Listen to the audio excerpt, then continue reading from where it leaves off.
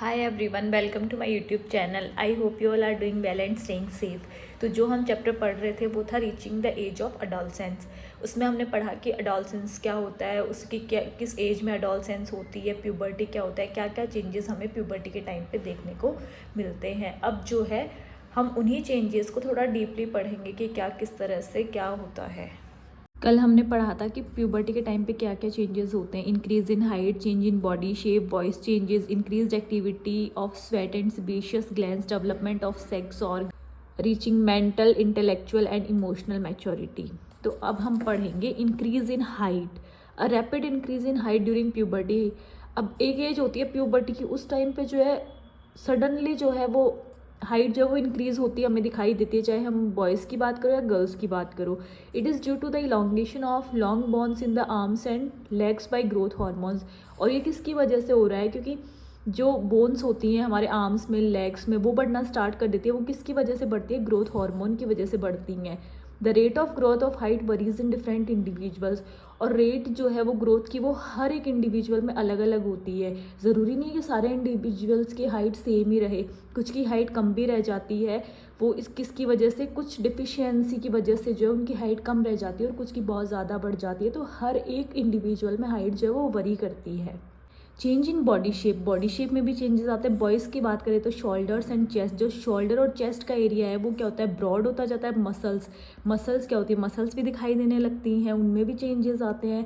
Hair growth, hair की भी growth start हो जाती है, जैसे बियर्ड, चेस्ट, अंडर आर्म्स, इन सब की बात करें तो ये सब चेंजेस हमें किसमें? बॉयज़ में देखने को मिलते हैं। गर्ल्स की बात करें तो hips and waist, breast, hair growth, ये सारे चेंजेस जो है वो हमें दिखाई देते हैं।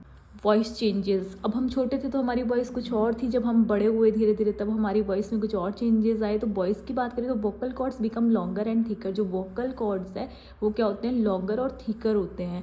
वोकल कॉर्ड्स क्या होते हैं? The thin bands of muscles in the back of your throat that move to produce the voice. वो थिन बैंड्स जो हमारे कहाँ? थ्रोट के बैक साइड में होते हैं और वो क्या करते हैं? वॉइस प्रोड्यूस करते हैं। वो क्या होते हैं? Vocal cords. वॉइस की क्या होती है? डीप वॉइस होती है। वो किसकी वजह से होती है? क्योंकि वॉइस बॉक्स की लार्ज साइज़ होती है। गर्ल्स की हम बात करें तो द लैरिंग्स इज स्मॉलर। उसमें क्या होता है? वोकल कोर्स जो है वो स्मॉलर होते हैं, इसीलिए उनकी कैसी वॉइस होती है? पिच्ड वॉइस होती है, थोड़ी तीखी आवाज़ होती है। Adam's apple. अब एडम्स एप्पल क्या होता है? The part of the front of the throat which moves up and down when a man talks और स्वेलोज। हमने देखा है कि जब आदमी जो है वो कुछ खा रहा होता है या बात करता है तो उसका एक अलग ही पार्ट हमें दिखाई देता है थ्रोट के, हमें जैसे बाहर उभरा हुआ सा दिखाई देता है।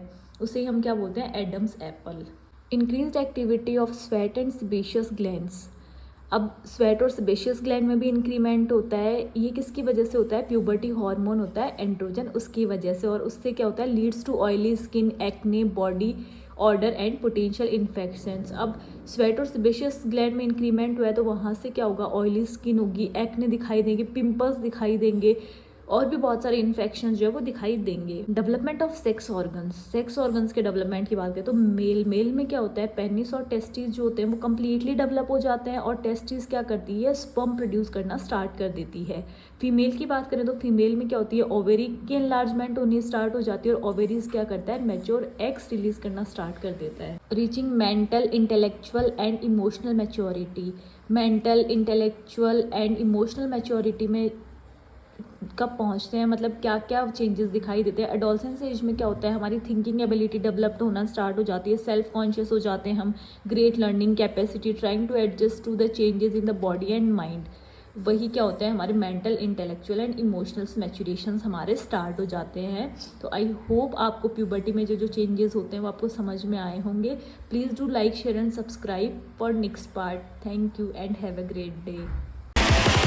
Subscribe now and hit the like button.